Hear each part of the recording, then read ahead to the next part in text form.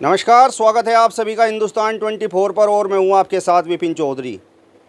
राजस्थान के उदयपुर की घटना ने पूरे हिंदुस्तान को झकझोर कर रख दिया है और घटना के बाद से ही राजस्थान सरकार की कानून व्यवस्था को लेकर भी सवाल खड़े हो रहे हैं। आज बातचीत करने के लिए हमारे साथ कांग्रेस पार्टी के सहारनपुर जिला अध्यक्ष मुजफ्फर तोमर जी मौजूद हैं। मुजफ्फर तोमर जी, बहुत बहुत स्वागत करता हूं आपका हिंदुस्तान 24 पर। धन्यवाद भाई साहब। विपिन भाई, बहुत बहुत शुक्रिया आपका, धन्यवाद। राजस्थान के उदयपुर में जिस प्रकार की घटना घटी है, सबसे पहले तो उस पर मैं आपकी प्रतिक्रिया जानना चाहूँगा। वो बहुत ही निंदनीय, जितनी निंदा की जाए उतनी कम है। ऐसी घटना इंसानियत को शर्मसार करने वाली घटना है। मैं उसकी निंदा करता हूँ, घनघोर निंदा करता हूँ, और हमने की भी है, हमारी पार्टी ने और सभी लोगों ने। और जहाँ तक सवाल कांग्रेस पार्टी का सरकार का है, तो मैं कहूँगा कि मैं बधाई की पात्र है राजस्थान सरकार के। उन्होंने चंद घंटों में उनको गिरफ्तार करने का काम किया और उन्हें जेल में डालने का काम किया। पब्लिक तो ये सवाल कर रही है, आप बता रहे हैं कि राजस्थान सरकार ने चंद घंटों में ही हत्यारों को गिरफ्तार कर लिया, लेकिन यदि वहाँ का प्रशासन, पुलिस जो कन्हैयालाल दर्जी थे, उनकी शिकायत को गंभीरता से ले लेता तो कन्हैयालाल तो आज जिंदा होते। अगर नुपुर शर्मा को सुप्रीम कोर्ट ने कहा है कि इस पूरे देश में जो हालात बने हैं उसकी जिम्मेदार नुपुर शर्मा है, ये मैं नहीं कह रहा हूँ, ये हमारे देश के सर्वोच्च न्यायालय ने कहा है कि इसकी जिम्मेदार नुपुर शर्मा है। यदि नुपुर शर्मा को ही गिरफ्तार कर कर जेल भेज दिया जाता और नुपुर शर्मा को वाई श्रेणी देकर आप घुमा रहे हैं, जिसको जेल भेजना चाहिए था, तो मैं मानता हूँ शायद ये घटना ना होती। यदि सरकार नुपुर शर्मा को, सुप्रीम कोर्ट, हमारे देश का सर्वोच्च न्यायालय ये कह रहा है कि इस घटना की दोषी भी नुपुर शर्मा है और देश का जो हालात बने हैं उसकी जिम्मेदार भी नुपुर शर्मा है, ये मैं नहीं, ये हमारे देश का सर्वोच्च न्यायालय सुप्रीम कोर्ट कह रहा है, तो मैं नहीं मानता। यदि सरकार, केंद्र सरकार और राज्य सरकारें ये निश्चित करती कि उसे तुरंत जो उसकी सज़ा थी उसे जेल में डालने का काम करती, तो शायद माहौल ख़राब ना होता।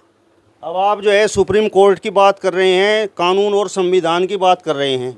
जब नुपुर शर्मा ने कोई टिप्पणी की है तो सज़ा देने के लिए संविधान और कानून है, तो राजस्थान में वो कौन लोग थे जिन्होंने कानून और संविधान को तार तार करते हुए कन्हैयालाल दर्जी की हत्या कर दी? देखिए, वो लोग, मैंने पहले ही कहा कि बहुत निंदनीय घटना है, इंसानियत को झंझोर कर रखने वाली, इंसानियत का कत्ल है। मैंने तो कहा ये बात। और किसी के दिमाग में क्या चल रहा है ये बात तो नहीं पता होती किसी को। उसके बावजूद सरकार ने एक्शन लिया और तुरंत गिरफ्तार कर कर जेल भेजने का काम किया। वो आज जेल में है। और नुपुर शर्मा कहाँ है? नुपुर शर्मा कहाँ है, मैं आपसे पूछना चाहता हूँ, जिसे वाई श्रेणी दे दी गई है। नुपुर शर्मा कहाँ है? सुप्रीम कोर्ट की लताड़ने के बावजूद भी अब तक उनका कुछ पता नहीं है। मेरा आपसे सवाल ये है कि कन्हैयालाल दर्जी का कसूर क्या था? उसका कोई कसूर नहीं था, मैंने आपसे पहले ही कहा है, वो बेकसूर था। उसकी मैंने तो बोल दिया, उसमें आप बार बार मैंने कहा कि वो घटना निंदनीय है और जितनी निंदा की जाए कम है। वो इंसानियत का कत्ल है।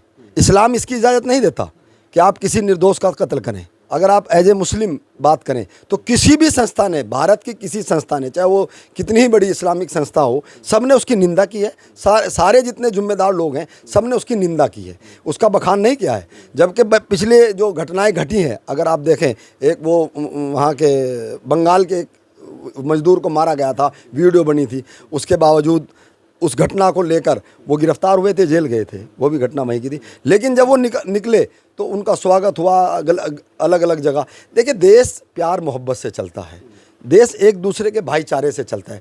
कोई भी देश तब तक तरक्की नहीं कर सकता जब तक आपस में प्यार मोहब्बत ना हो। और हमारा देश तो एक ऐसा देश है जो गुलदस्ता है, जिसमें सारे फूल खिले हुए हैं। तो ये प्यार का, और मैं कहता हूं कि ऐसा देश शायद पूरी दुनिया में कहीं नहीं हो जितना प्यारा देश हमारा है, जिसमें सभी धर्म के, सभी जाति के लोग बहुत प्यार मोहब्बत से रहते हैं। ये कहीं ना कहीं कुछ राजनीतिक लोग लाभ लेने के लिए इस तरह के माहौल को ख़राब करना चाहते हैं। क्योंकि नुपुर शर्मा, मैं कहूँगा कि वो एक पार्टी की प्रवक्ता थी, तो उनको इस तरह का बयान किसी धर्म के विशेष के खिलाफ, और किसी इतने परफेक्ट मोहम्मद साहब को पूरी दुनिया फॉलो करती है, आपने देखा होगा कि पूरी दुनिया में उसका रिएक्शन, कहीं ना कहीं हमारे देश की बड़ी उनकी उस घटना से, उनके उस बयान से बाहर भी हमारे देश की कहीं ना कहीं थोड़ी बहुत ही इमेज पे फ़र्क पड़ा है, क्योंकि बहुत सारे लोगों ने उसकी निंदा की है कि इस तरह की घटना किसी के बारे में, इस तरह के बयानबाजी किसी के बारे में नहीं करना चाहिए। वो कोई भी हो, चाहे वो मुसलमान है, चाहे वो हिंदू है, चाहे वो सिख है, कोई भी धर्म गुरु है, कोई भी पैगंबर है, मान लिया रामचंद्र जी हैं, वो भी पैगंबर थे। हर एक धर्म में पैगंबर आए हैं अच्छे। भगवान ने यहाँ धरती पर ऐसे लोगों को उतारा, जब जब कोई इस तरह की घटनाएं रही हैं, अराजकता फैली है, इस तरह है, तो अच्छे लोग आए और उन्होंने इस देश में, इस दुनिया में अमन का संदेश दिया और उससे भाईचारा कायम हुआ। लेकिन लोग तो ये भी कह रहे हैं, जनता ये भी सवाल उठा रही है कि जहाँ पर भारतीय जनता पार्टी की सरकार है वहाँ पर इस प्रकार की ताकतें सर नहीं उठा सकती, और जहाँ जिन राज्यों में कांग्रेस पार्टी की सरकार है वहाँ इस प्रकार की घटनाएं होती हैं। नहीं, देखिए, ये बिना बात का बेतुल का एक सवाल है कि जहाँ कांग्रेस की सरकार है तो एक्शन लिया गया। यहाँ पिछली सरकारें आपने देखी होगी, आपने देखा कि किसानों के ऊपर गाड़ियाँ चढ़ा दी गई। एक गृह मंत्री का बेटा किसानों के ऊपर खुलेआम, और सुप्रीम कोर्ट ने और कोर्ट ने उसे दोषी माना, उसके बावजूद भी क्या हुआ, कितने दिनों बाद उनको गिरफ्तार किया गया। क्यों आज भी वो उस मंत्रालय में रहे, क्यों उन्होंने मंच साझा करते रहे। ये भाजपा की सरकार नहीं है, केंद्र में भी और यहाँ भी। और केंद्र के मिनिस्टर, उनके बेटे पे आरोप था, खुलेआम देखा, किसान अन्नदाता है इस देश का, उसको खुलेआम उसने गाड़ियों से कुचल दिया। तो ये बीजेपी की घटना नहीं थी। उसके बाद जब कोर्ट ने बहुत बड़ा एक्शन लिया तब उसको गिरफ्तार किया गया। क्यों गिरफ्तार नहीं किया गया उसे पहले ही, जब उसके पास उसके खिलाफ सबूत भी सारे थे। तो ये एक बेबुनियाद एक तरह का आरोप है कांग्रेस के ऊपर। लेकिन सवाल तो ये है, मुजफ्फर जी, आपने जो है लखीमपुर खीरी की घटना का जिक्र कर दिया, मैं हाथरस की घटना का भी जिक्र करूंगा। लखीमपुर खीरी की जब घटना हुई तो राहुल गांधी, प्रियंका गांधी लगातार प्रयास करते रहे वहां पर जाने का, और हाथरस में भी जो है प्रियंका गांधी लगातार प्रयास करती रही जाने का। और उदयपुर में इतनी बड़ी घटना हुई है तो राहुल गांधी, प्रियंका गांधी का हवाई जहाज राजस्थान के किसी एयरपोर्ट पर लैंड हुआ है कि नहीं, उस परिवार से मिलने के लिए पहुंचे हैं कि नहीं। मैं आपको बता दूं, हमारे मुख्यमंत्री, क्योंकि हमारी सरकार है, हमारे मुख्यमंत्री उनके घर गए, कन्हैया लाल जी के, और जो चीज़ हो सकती थी, जो सरकार के द्वारा हमेशा होती आई है, उनका जो, अब वो जो मर गए उनको तो वापस नहीं लिया जा सकता, लेकिन सरकार ने नौकरी देने का वादा, मुआवजा देने का वादा, जो सरकार कर सकती थी सबसे पहले करने का काम किया। ये नहीं किया कि भाई वो लखीमपुरी और जो हाथ आप बता रहे हैं उस तरह नहीं किया। सरकार का जो काम था उन्होंने ईमानदारी के साथ, वो मुख्यमंत्री क्योंकि कांग्रेस के हैं, वो घर गए और उन्होंने पूरा आश्वासन दिया और कार्रवाई करने का काम किया।